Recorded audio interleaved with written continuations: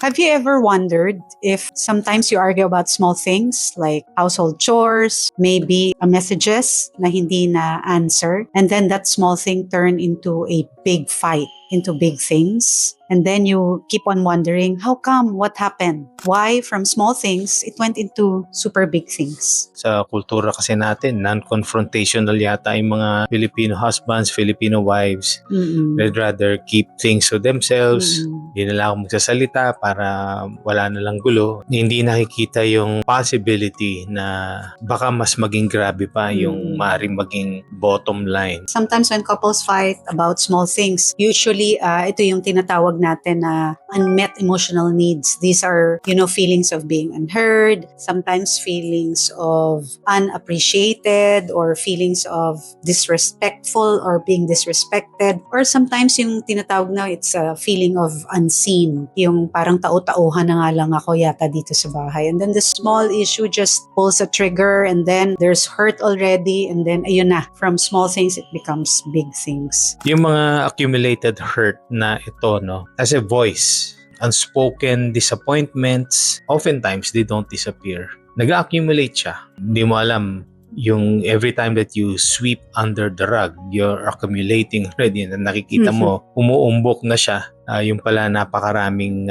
kalat na. And every ignored feeling, mga delayed apology, brush off concern, gets stored up in the heart. What feels like an overreaction is often what we call a delayed reaction. So nag-react lang tayo, hindi tayo talaga nakikinig. And then small things represent bigger meanings, like sometimes you don't say anything, a forgotten text may sound small, but it can mean you don't matter to me. Hindi lang nakasagot sa messages. Or sometimes, yung tinatawag na not helping around the house, household chores, but it can feel like I'm just alone in this house. Nothing is important anymore. I'm just doing everything over and over again. Napansin mo ba, habang tumatagal, mas konti ang kwentuhan at mas dumadami ang tampuhan? Marami ang dumadaan dyan. Pero may mag-asawang hindi sumusuko, syempre. Sila Coach Novi at Coach Chinkitan, ang kwento nila dito sa Happy Wife, Happy Life book, ang magiging inspirasyon nyo sa pagbabago para sa maraming mag-asawa or couples. Ngayon, mas marunong na sila magpatawad, mas magaan ang mag-usap, at mas masaya ulit kahit simpleng araw lang. So you type love to get this book para mabalik ang saya at understanding ng inyong relationship. Get it now. Limited time only.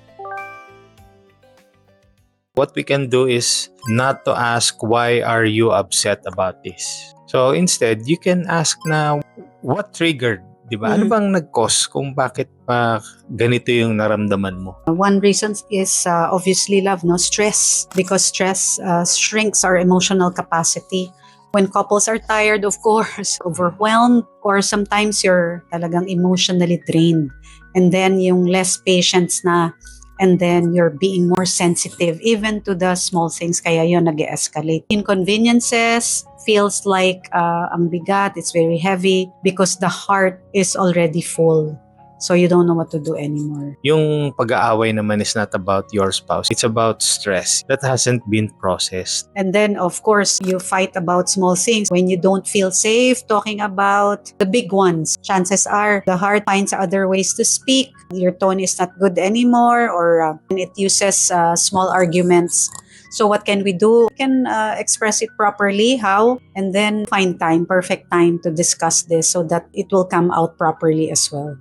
Ang heart natin is to turn towards healing. Yeah. Siyempre gusto natin ma-restore, find it in your heart. Nakakasawa na rin kasi naman, di ba? If every day with the small things, become big things, tas away ng away. Ang hearts naman natin is simply asking to be understood. Okay? Yung para, sige lang, magkaintindihan lang tayo. Easy things lang, easy steps for us to hopefully do is na mag-pause before reacting. And then you can ask yourself, what am I really feeling right now? Right. Is it towards the situation itself o baka tungkol talaga sa asawa ko? Tama. Can also address issues early Don't wait for it to be bigger pa, no? Small things irritates you, sabihan na tayo kaagad. And then, of course, we want to be reminded, there's also a scripture that says, The Bible gives us James 1, be quick to listen, slow to speak, and slow to become angry. Kasi we need to process it first na huwag tayong magkakaroon ng, ina-assume ko ito na kagad na Preconceived, sasabihin yan, o ito na kagad ang reaction yan. If you listen, di ba,